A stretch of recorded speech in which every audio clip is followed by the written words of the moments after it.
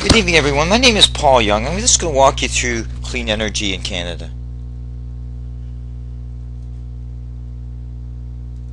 Now, I'm going to discuss the trends at a very high level. I'll go through some of the raw material aspects.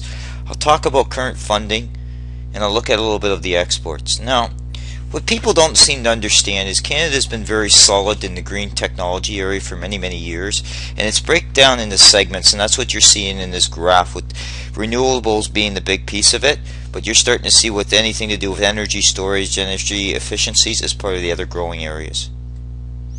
Now, here's a misnomer that people don't understand. Canada, depending on what ranking list you look at, Canada's ranked constantly in the top 10. You'll see here that we're ranked in number 7 based on the 2014 list. Basically, you got other countries ahead of us: Israel, Finland, US. And if you talk about the US, and you're really talking about government policy there that's driven by Obama, who typically is subsidizing solar and wind.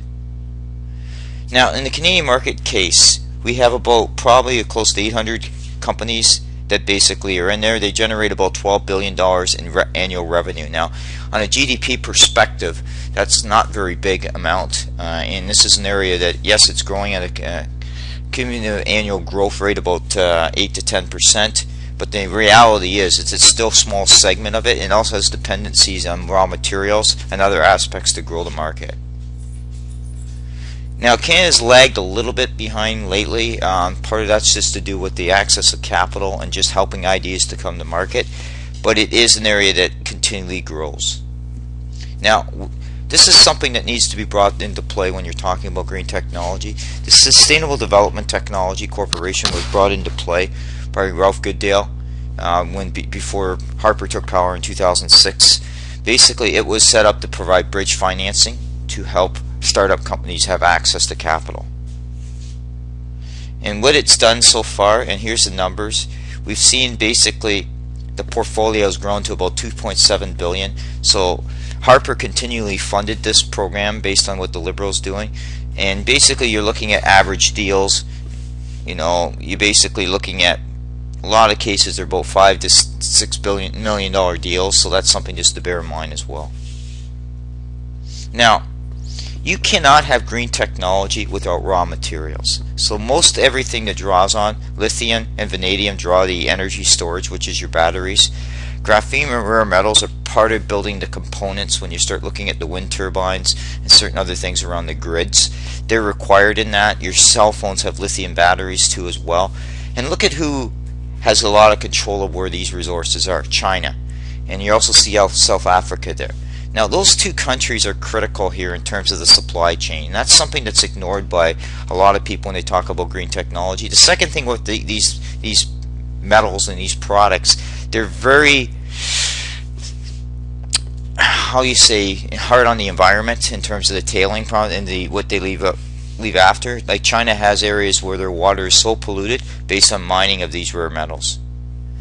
Brought into trade investment deals because without trade investment deals you wouldn't be able to bring these materials into Canada or do proper export. In China we have a fight going, but in South Africa they're still working on certain things to open up trade with them. This just talks about the segments here: wind, solar, energy storage, water treatment, advanced materials, smart grid recycling, etc. Power generation, I wanted to bring this to you. This is just up to March, but it's been consistent that we're only producing a small percentage of our total power generation load off of clean technology. Wind capacity is about 10,204 megawatts, and if you look at the bulk of it, it's about 40% of it's in Ontario, and that has to do with the FIT programs. This just gives you an idea of the wind cost. When you start talking tower rollerblade, that's still carbon. Solar is growing. Again, you'll see the amount of megawatts of power since '96. Again, it requires silicone, it requires some manufacturing in terms of process which require carbon. Smart grid just shows you an idea how those are deployed across Canada.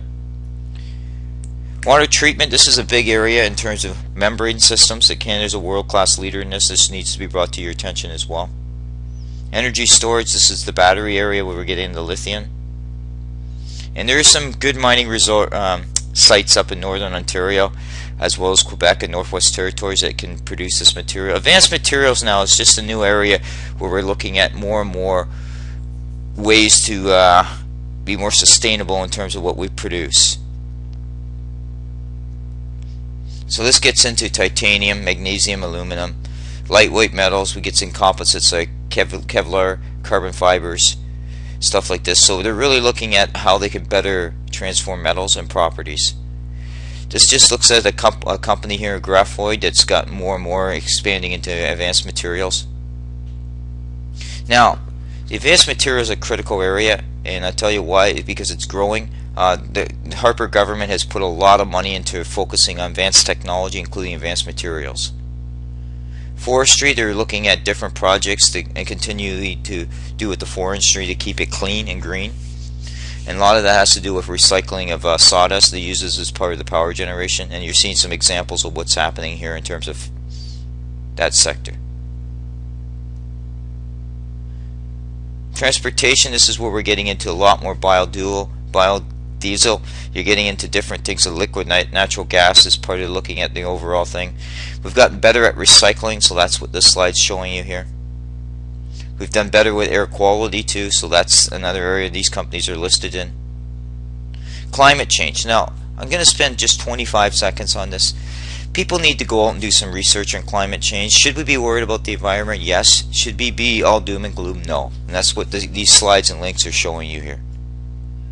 They're showing you different things here from perspective on carbon tax, and I've provided additional links here as well. Now, let me tell you a few things in Business 101. You grow a business because you require financing. Some of the ways companies will do this is they'll partner with universities to get that R&D. You also work with government on taxation policy, EI tax cuts, or any sort of R&D investments. That's what this is really looking at here to bring closure to it. Now, here's the thing that people seem to ignore. Green energy is a good technology, but it has to be a balanced approach to market. You can't do green at all costs, and you look at what happened in Ontario. We were actually selling $1 billion of power at a loss because we can't take the load anymore, because we don't have the economic background in terms of the manufacturing sector that's absorbing the electrical cost. That's critical. The other thing too is we have internal trade barriers that are driving some of this too, and that's a big issue too as well.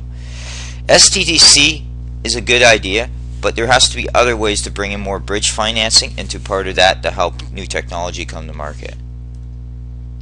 Just wanted to highlight exports here, because you're seeing here, and this is up to April, but we're running about $42 to $43 billion in exports, while clean technology in essence is about $6 billion. So if you look at that, the total amount of exports it likely would be, but that's on an annual basis. So if you basically said on a monthly basis, we might be only exporting a portion of that.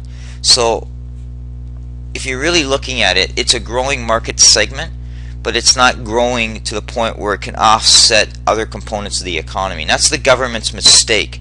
You can look at basically annual export sales of $1 billion, but that's only a drop in the bucket in terms of expanding that clean technology. It takes a long time to get that technology to market. You also have to make sure you're cognizant of other aspects of the economy. That's why it's critical to have a balanced approach. Alberta has their own fund that they actually support green technology. It supports investments across the country.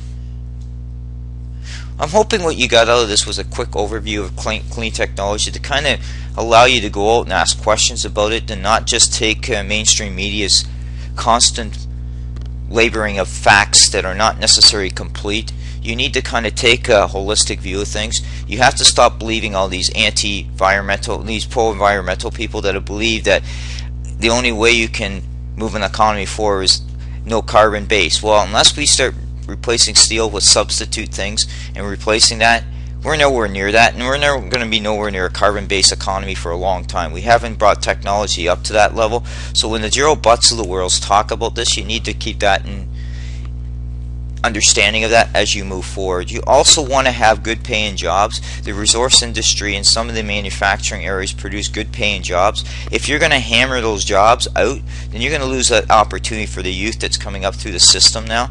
Those opportunities will not exist, or will be few and far between. So you need to take a real clear understanding of how you want to move forward. Thank you.